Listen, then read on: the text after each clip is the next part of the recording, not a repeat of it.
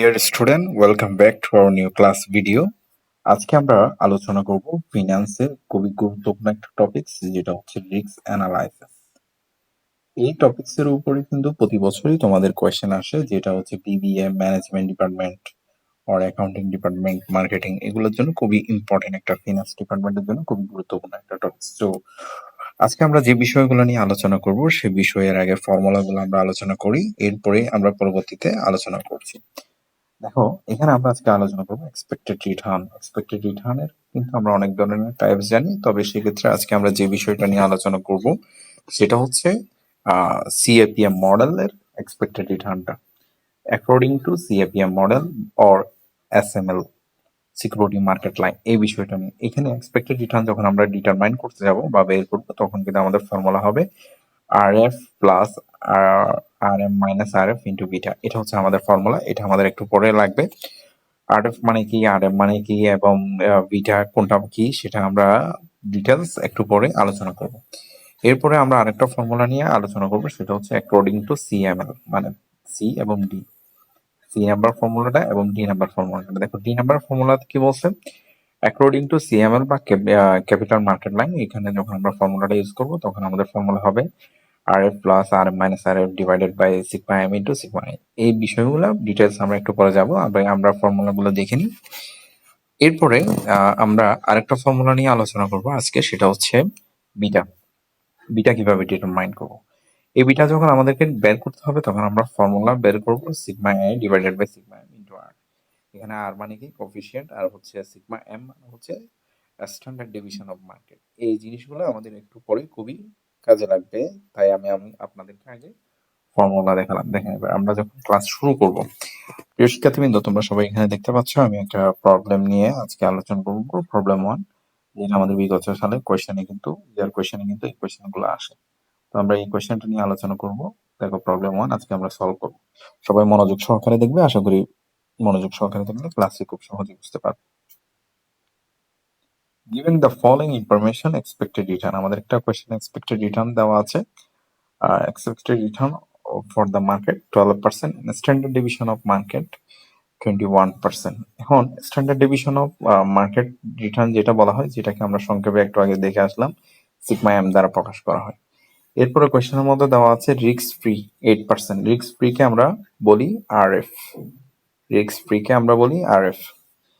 এরপর আমাদের দেখো আরেকটা জিনিস দেওয়া আছে, correlation of coefficient. Correlation of coefficient দেওয়া আছে স্টক এর জন্য 8%, স্টক বি এর জন্য বলা আছে 6.6।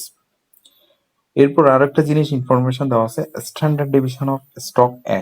Standard division of stock A, যেটাকে আমরা বলি সিগমা সিগমা এ। আর standard division of stock B, যেটাকে আমরা বলি সিগমা বি।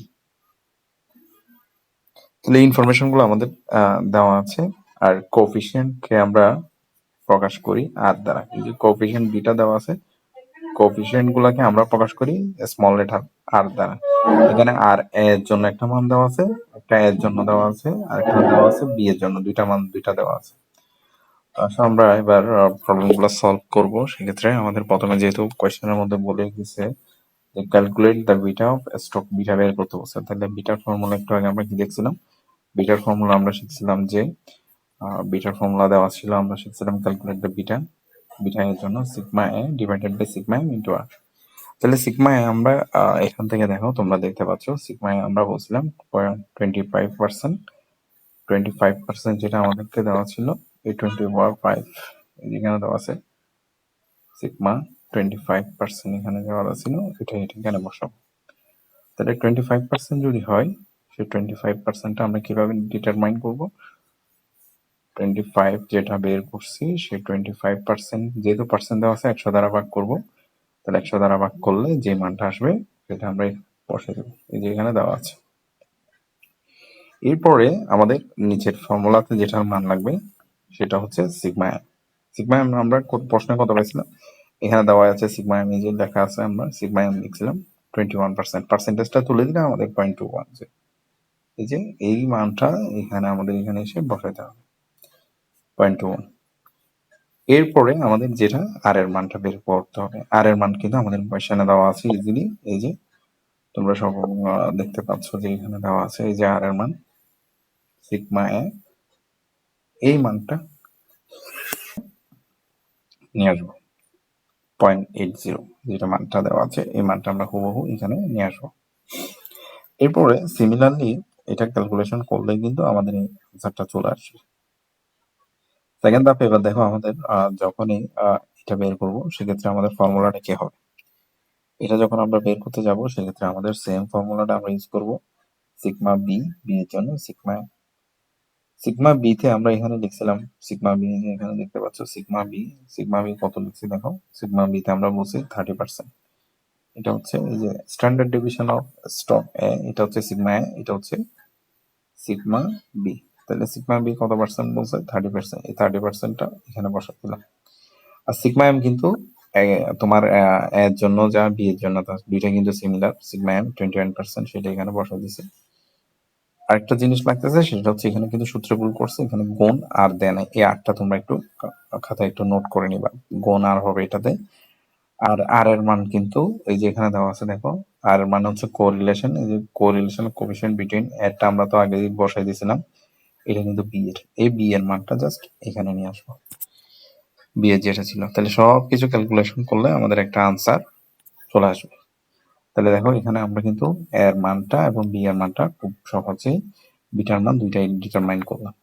এখন আমাদের পরবর্তী কোশ্চেনে কি বলছে দেখো, পরবর্তী calculate the rate of return of each stock. Calculate the rate of return আমাদেরকে বের করতে বলছে দুইটা।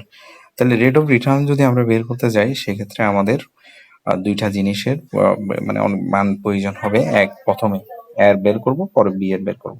তাহলে রেট অফ রিটার্নের আমরা ফর্মুলা জানি আর এফ ক্যাম মাইনাস আর এফ, এই জিনিসটা আমাদের এটা হচ্ছে ফর্মুলা। এই ফর্মুলার আলোকে আমরা বের করবো। তাহলে দেখো আর এফ কিন্তু আমাদের কোয়েশ্চেনের মধ্যে দেওয়া আছে, এই যে দেখতে পাচ্ছ তোমরা এখানে কিন্তু আর এফ দেওয়া আছে। আর এফ কত পার্সেন্ট বলছে 8%, এই আর এফ এর মানটা আমাদের দেওয়া আছে কোয়েশ্চেনের মধ্যে, আর এফ হচ্ছে 8%, আর এফ 8% আমাদের কোয়েশ্চেনে দেওয়া আছে। এরপর আমাদের একটা হচ্ছে ক্যাম লাগবে। ক্যাম কিন্তু আমাদেরকে বলেই দিছে দেখো, এক্সপেক্টেড রিটার্ন এই যে দেওয়া আছে এখানে দেখতে পাচ্ছ তোমরা, expected return of the market 12%। এটাকে আমরা, এই মানটাকে আমরা, তোমরা দুই ভাগে প্রকাশ করে, অনেক বই অনেকভাবে লেখে। এই যে রিটার্ন অন মার্কেট, এটাকে আমরা কেএমও বলতে পারি অথবা আর এম ও বলতে পারি, দুইটা মানে বলতে পারি। তাহলে এখানে এই মানটাকে আমরা জাস্ট যে 12% আছে সেটা পার্সেন্টেজ তুলে আমরা এখানে মানটা বসাই দিব, মানটা। এরপর আমাদের দেখো আরেকটা জিনিস লাগবে, সেটা হচ্ছে এই যে বিটার মানটা আমাদেরকে বসাতে হবে। বিটার মান কোথেকে বসাবো?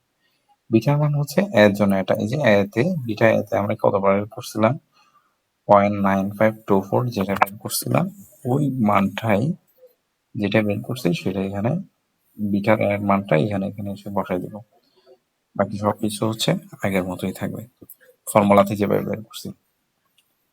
এবার আমাদের কমপ্লিট হলে এবার আমাদের এক্সপেক্টেড রিটার্ন বি এরটা বের করতে হবে। বি এরটা বের করতে গেলে সিমিলার সবকিছু ঠিক থাকবে। আর এফ এর মান তো আমরা আগে বের করছিলাম, বলছিলাম আর এফ হচ্ছে তোমাদের 8% আর এফ, এই আর এফ এর মানটা এখানে বসে যাবে যা ছিল। এরপর হচ্ছে ক্যাম আমরা বের করছি একটু আগে, দেখাইলাম তোমাদেরকে, ক্যাম হচ্ছে 12%, এটা মানটাও বসাই দিব। বিটার মানে এখানে যে বিতে যেটা বের করছি, যা বিটার বিটা এখানে এসে আমাদের সিমিলারলি এখানে বসে যাবে যা ছিল। বাকি সব কিছু কিন্তু আগের মতো। এই ম্যাথটা আমাদের কমপ্লিট হলো। এর পরবর্তীতে তোমাদের নতুন আরেকটা ম্যাথ দেখতে আমাদের ক্লাস, সেকেন্ড ক্লাসে তোমরা জয়েন করো, তাহলে খুব সহজে বুঝতে পারবে।